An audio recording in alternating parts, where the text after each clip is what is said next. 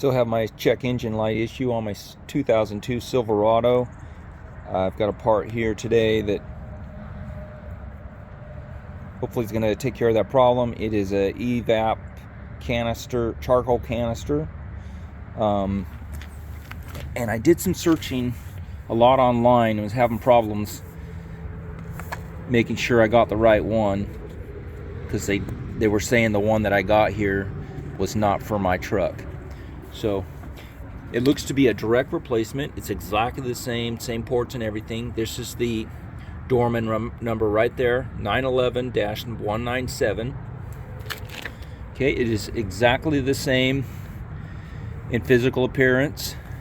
It has the same ports, tank, purge, and air. Okay, same thing on this previous one here. Okay, I will say that this guy here weighs about half of what this one weighs. Feels like half, maybe less. And the reason I'm saying that it's faulty is because look how ballooned it is. You see that? Now, it was like that from the first day I removed it, ballooned like this. You see the shape of this one, perfectly not ballooned at all. Okay, comes with this hose reconnection, purge hose, and I'm gonna use it.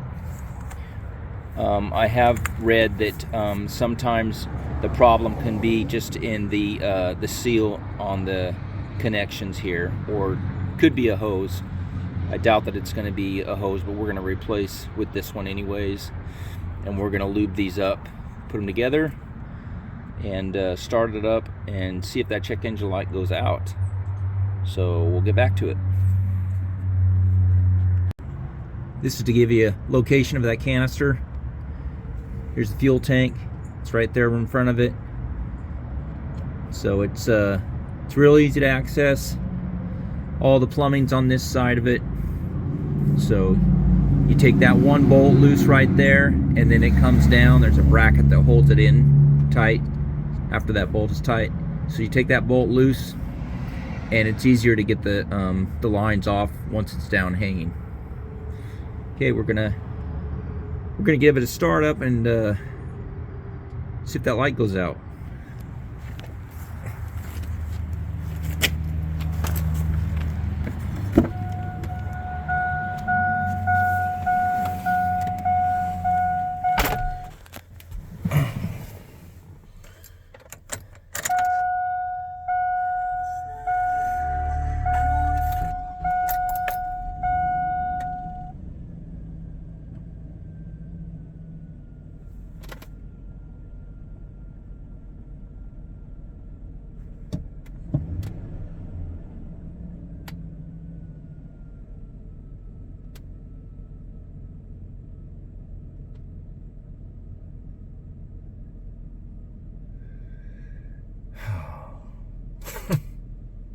The light is still on.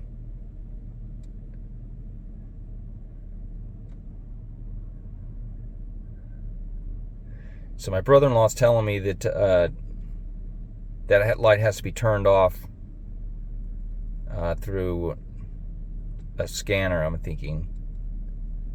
But I was hoping not. So I really don't know what else is left to be able to turn that that code off that it keeps throwing. So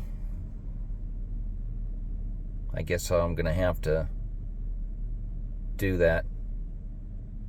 Run a scan on it. Make sure that I've got everything taken care of. All right. Got some good news.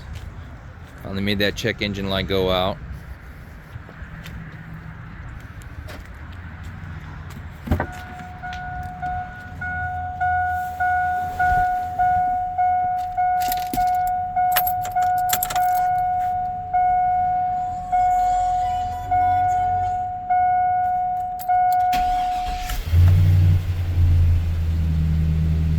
out.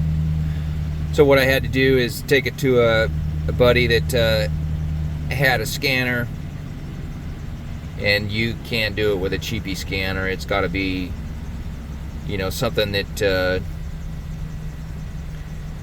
I don't know, can go in, read codes, and do checks and diagnostic work, and can, I don't know, it's not some cheap piece of equipment.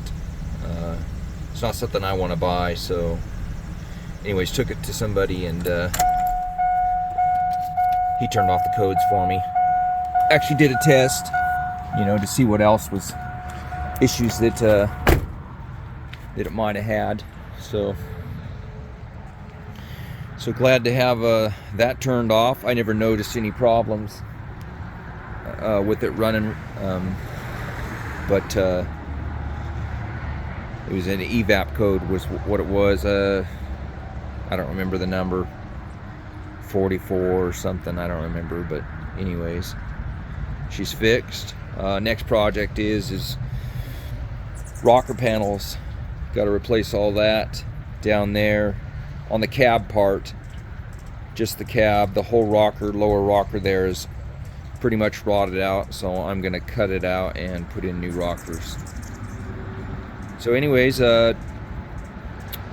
again, I'm not a mechanic. I can do the work, you know, if I find out what the problem is, and I can do the work myself, you know, but you need special equipment for reading what problems are on this truck. I'm getting a better idea of problems, you know, that it has, and where to start, you know, where to understanding, you know, the problems I'm going to have and how to address them, or a better way of addressing them. Anyways, you guys have a good one.